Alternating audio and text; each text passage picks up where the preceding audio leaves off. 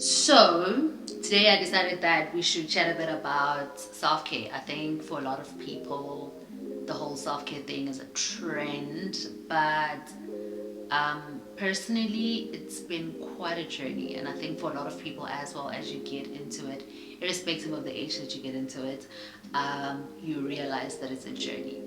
And that's what I'm going to be sharing today. I'm going to be sharing with you my journey to self-care.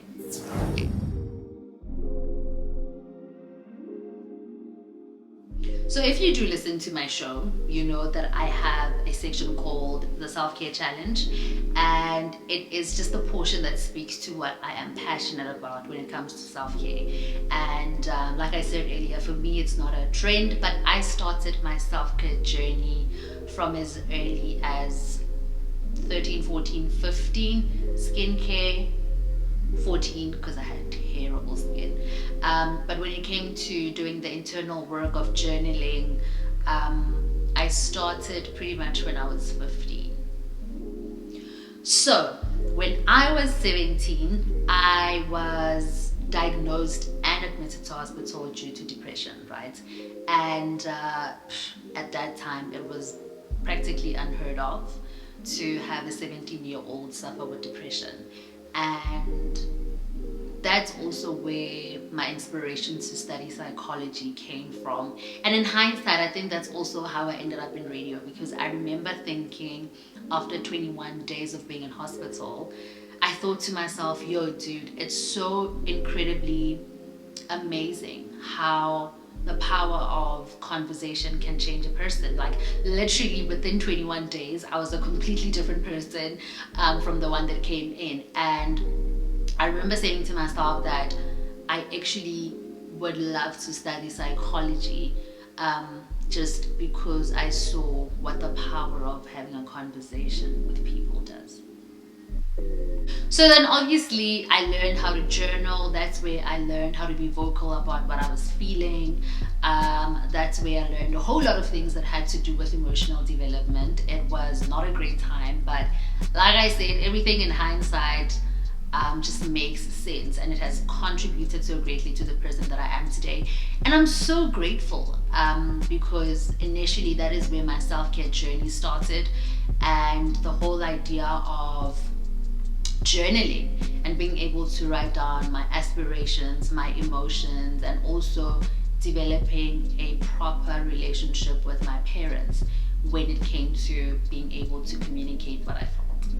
So wait, there's actually a very important part that I left out in grade 11, because I wanted to fast forward to varsity. But in grade 11, after I was admitted with depression, I missed school for 21 days, and you will not believe how my school responded at the time.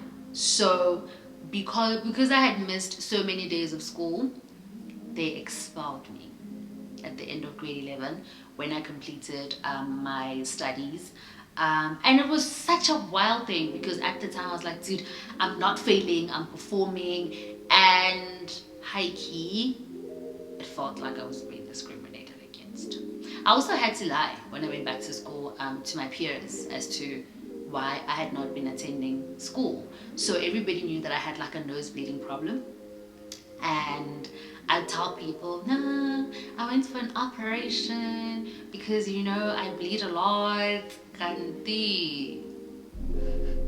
But, Anyway, fast forward to varsity, I still made therapy a very integral part of my journey, especially having to adapt to varsity, because you know how crazy varsity can get, especially with all the expectations that you have of yourself and all the other expectations that people have of you, your family and things like that. So I continued with therapy, and of course I learned so much while I was in therapy. And then I was introduced to meditation. So I was introduced to meditation, right? I mean, I had always been hearing about meditation and just the importance of stillness and like all these things. But there was a really dear friend of mine that took me to a meditation retreat for 10 days. It's also a Thailand retreat. So you've probably figured by now, 2 videos in, you probably figured I talk a lot. It was a lot. to keep quiet for 10 days. And not only that, but you also get to not have contact with the outside world. So that was like such a pivotal moment in my life, because that's when I actually realized the importance of meditation, and I started taking a lot of other things seriously as well, like gratitude, journaling, which is what I had always been doing.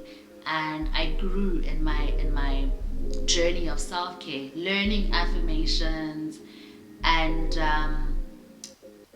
I think the one thing that I can say for somebody that has been in this journey for as long as I have is that it's an ongoing process. And if you haven't checked out my previous video, I was talking about what I value, which is growth.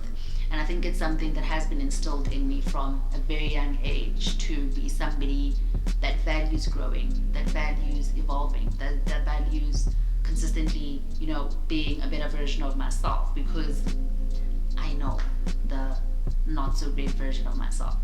And I think in hindsight it might be like, oh my goodness, but that is so sad, having to deal with anxiety and depression, and especially at an early age. But I think if anything, it has increased my level of self-awareness, which is what I think is so important in the journey of development and transformation. I think that when you get to a point where you become self-aware and you start caring about yourself and your emotions and your overall well-being and what you think, it becomes something that you just cannot deviate from, and that is a big part of the reason why I started this channel, that we all have different journeys, we all have experienced different things, but I really hope that with every aspect of my life that I'm going to be sharing with you, you do get to develop and define what your self-care journey is going to look like.